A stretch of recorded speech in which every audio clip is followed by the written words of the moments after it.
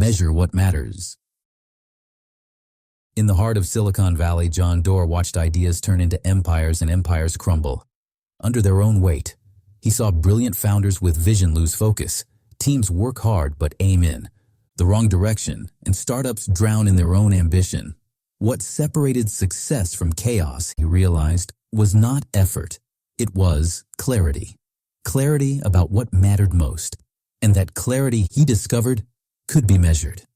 Doerr found his answer in a system first created by Andy Grove at Intel: Objectives and Key Results, or OKRS. It was simple, but revolutionary. Objectives defined where you wanted to go. Key Results defined how you would know you were getting there. It was a framework that turned ambition into measurable progress. The story began in the 1970s, when Intel was fighting to survive in a brutal market. Grove implemented OKRS across the company, demanding focus, accountability, and alignment. Every employee, from engineers to executives, had clear goals that connected directly to the company's mission. It worked. Intel transformed itself from a struggling chip maker into an industry leader. Doerr never forgot that lesson. Years later, when he joined Kleiner Perkins and began investing in startups, Doerr brought OKRS with him. One of his earliest recipients was a small company led by two young founders, Larry Page and Sergey Brin. The company was Google. When Doerr introduced OKRS to them, Google was still a startup working from a garage, fueled by caffeine and chaos. He told them, "Ideas are easy. Execution is everything." They listened. Google adopted OKRS from the start. Every team set bold objectives, goals that inspired and challenged them. Each objective was supported by key results that were specific, measurable, and time-bound. No vague ambitions. No endless meetings debating direction.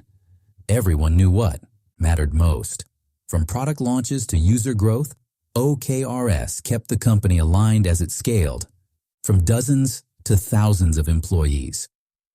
The framework gave structure to creativity, discipline to innovation, and unity to ambition. Doerr shared stories from other organizations too: YouTube, Bono's One Campaign, Intel, and the Gates Foundation, all using OKRS to drive impact. In every case, the system turned purpose into performance. It created a culture of accountability where progress could be seen, measured, and improved. He emphasized 4 superpowers of OKRS: focus and commit to priorities, align and connect for teamwork, track for accountability, and stretch for excellence. These 4 principles allowed teams to move fast without breaking alignment. They made organizations transparent, where success and failure were both visible and shared. OKRS, Doerr said, were not just a tool. They were a mindset, a belief that what gets measured gets improved. He warned, however, that OKRS were not magic. They worked only when leaders lived by them, when objectives were bold and honest, and when failure was treated as learning, not defeat. Companies that adopted OKRS as a ritual without meaning failed, but those that embraced them as a philosophy transformed. As Doerr reflected on his journey, he realized that measurement was not about control. It was about clarity. It was about giving people purpose, direction, and the means to achieve it.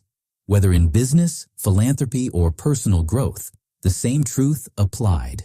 To achieve greatness, you must first measure what matters.